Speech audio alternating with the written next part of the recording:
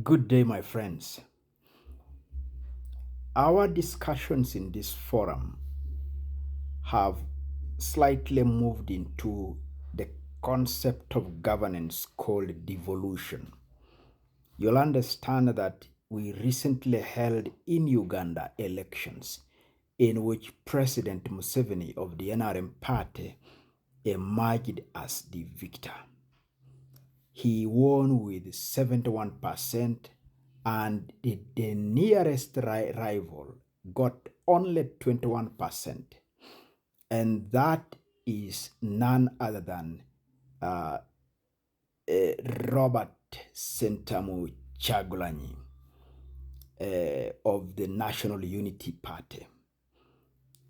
It therefore tells us that Museveni and the NRM party are more stronger and popular in the current Uganda than 5 years ago.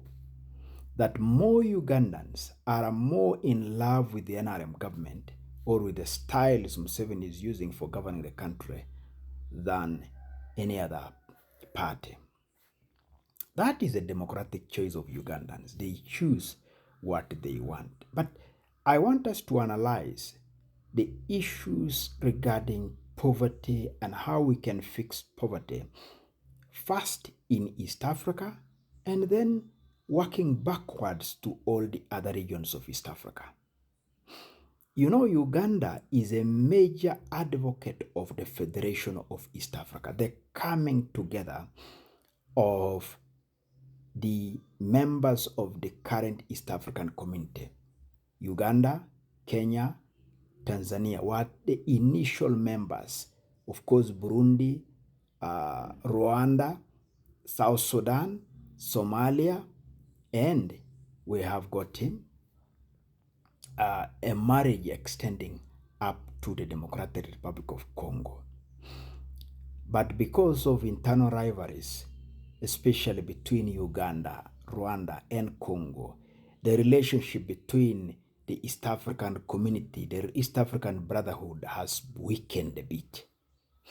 But I want us to look at the situation of Uganda, who is the major champion of the Federation of East Africa. The level of impoverishment in Uganda among the countryside is so high. We've just recently had elections of the local government leaders, and the mortality rate of the incumbents is alarming. Only Katakui retained the LOC5, Geoffrey Omolo.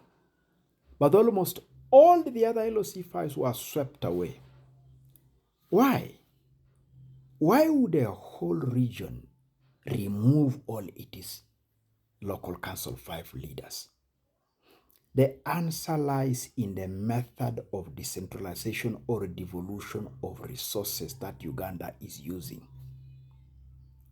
That is why we are saying the money that is being allocated for development in Uganda to districts is so tiny that it only meets salaries and allowances and meetings, but people cannot see that money being diverted into activities of development.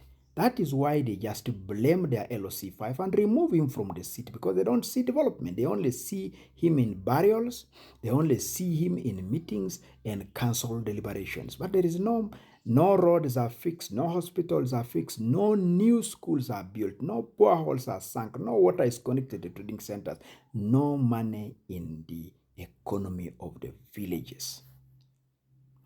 It is the reason as to why we are saying we have to patiently persuade our members of the East African community in Uganda to adopt the Kenyan model of governance, which it devolves central money to the local governments.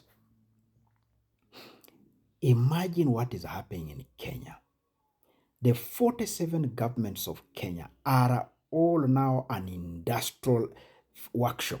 Everywhere there's construction, money is moving, roads are being, hospitals are being built. And President Ruto is just the preacher now. He is preaching, we are going to do this, we are building this, So you can see how devolution empowers the people. You have a display of progress by Kiharu Member of Parliament, my friend Ndini Njoro, who is stomaching almost every school. He has put tile all the classrooms, and there is a competition. The governor of Wajir is responding to the accusation from Rigathi Gachagua of the abandonment of development in their regions. And the gentlemen are saying, no, we are doing work, there is progress, but we are dealing with the historical legacies of marginalization. So Uganda cannot be the preacher of federation when it is not developing itself. There is no way President Museveni can stand in Nairobi, can stand in Arusha, and lecture Tanzania on federation, and lecture Kenya on devolution of East Africa, or South Sudan on devolution of East Africa, when Uganda itself is not practicing devolution of resources. What Uganda has done is to develop structures of administration and merge them together with some semblance of development units and collapse the counties. Now, what that means is that the center is only financing its arteries of control. The RDCs, the police, the units of the military, and the bureaucrats. They have money enough to run the activities of the administrative unit. But there is no money for the people's structures to do what the people want their leaders they voted in to do. The MPs don't have money. They only have salaries and allowances. So they cannot answer the day-to-day demands of their people for hospitals, for health centers, for infrastructure, for connecting young people to jobs, for industries. They don't have those answers. All they have is allowances, fuel, and the money for paying school fees for their children in the name of salaries. Now the people will ask them for development, and they have no answers.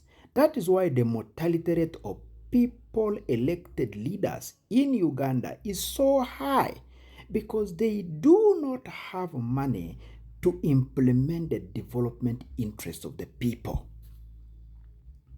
So I want to submit that for us to heal the country from this terrible mistake, we must go back to the federal formula. Ugandan leaders, Ugandan politicians must preach devolution. They must be practicing federation the same way they want it to be implemented the whole of East Africa in the name of markets. 16 regions of Uganda must be given money. Put 40% of the national budget's collectible revenue of 40 trillion. Give it to the regions of Uganda. Inject 18% to all the 16 regions and put it as a constitutional provision. Amend the law. Let it be captured in the law that 18% of the national budget as a minimum will be going to the 16 regions that constitute the geographical entity called Uganda. Let it be put in the law that 15%, a minimum of 15%, will be going to all the developed units of governance, the counties that are for development. The 52 counties of Uganda, we can add them in future, no problem. But let the money go to those. Those are people's structures. The districts will be taken care of by government. They will 60% of the budget will take care of them. But let the money go to the constituencies. At least 10% of the national budget should go to finance a constituency development fund. And then a small portion, maybe 7%, should go to finance equalization so that regions like Karamoja, Teso catch up with the rest of the country. That is the formula that will change Uganda. Otherwise, we will be running around circles for another 50 years and nothing will have happened.